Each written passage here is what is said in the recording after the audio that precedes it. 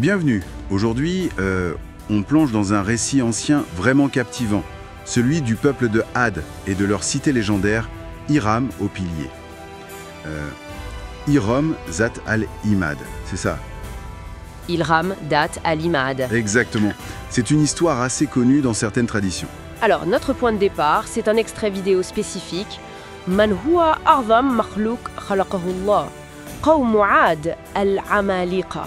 L'idée, c'est d'en tirer les points clés. Comprendre un peu qui étaient ces gens, ce qu'ils ont fait, et surtout, quel est le message derrière tout ça, selon cette source. Voilà. Et ce qui accroche tout de suite, c'est cette idée d'une civilisation primordiale, les premiers après le déluge de Noé, dit la vidéo. Oui, et dotés d'une force, d'une stature assez exceptionnelle. Des bâtisseurs d'une cité incroyable, mais disparus. C'est ça. Et c'est toujours intéressant, je trouve, de se pencher sur ces récits anciens. Ils mélangent souvent l'histoire, le mythe, et puis des avertissements moraux. Tout à fait. Alors, allons-y. La vidéo décrit ce peuple de Ad comme les tout premiers habitants post-déluge. Et point essentiel, Dieu leur aurait donné une force...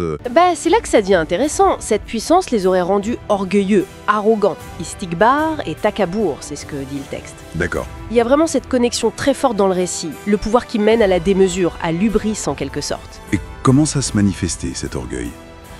La vidéo parle de construction. Oui, des constructions grandioses. Ils bâtissaient des édifices très hauts, sur les collines, les montagnes. Mais pas par besoin. Non, juste pour montrer leur puissance, pour l'apparat. Littaba'i fakot, c'est dit explicitement.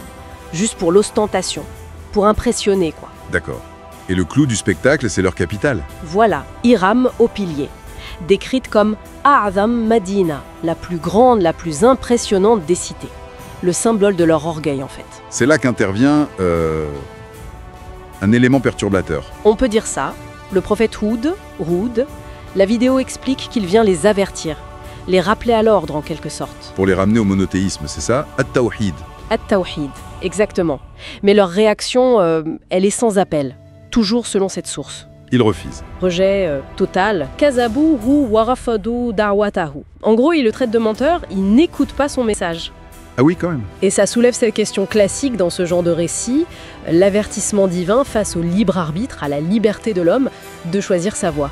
Et donc, la conséquence de ce rejet, elle est terrible, j'imagine. Cataclysmique d'après la vidéo, un châtiment divin sous forme de vent, un vent violent, destructeur, rih shadida. Qui aurait tout balayé. Le peuple, la cité. C'est ça, anéantissement total. Et le sort d'Iram, c'est l'enfouissement. Disparu sous le sable. Irtafat al-Madinata tahta rimal. La cité disparaît sous les sables. La vidéo mentionne même une hypothèse de localisation. Ah oui? Où ça? Près du désert du Rub al-Khali, à Oman. Bon, ça reste de la spéculation rapportée par la source. Bien sûr. Mais ça renvoie à ce thème fascinant des cités perdues, de l'Atlantide à Eldorado. Exactement. Ça nourrit l'imaginaire. Donc, si on résume ce que cette vidéo nous raconte, on a une grandeur initiale, presque divine. Qui tourne à l'orgueil, à la construction pour l'ego. Un avertissement prophétique qui est ignoré. Et paf, la destruction, l'oubli sous le sable. La leçon morale est assez claire. Oui, très. Et au fond, ce que cette source nous pousse peut-être à méditer, c'est moins la localisation exacte d'Iram que la portée symbolique de tout ça. C'est-à-dire? Un avertissement contre l'orgueil démesuré, contre l'hubris, quand on oublie d'où vient la force, la puissance qu'on a reçue. Une réflexion sur le pouvoir et sur le fait que rien n'est permanent finalement.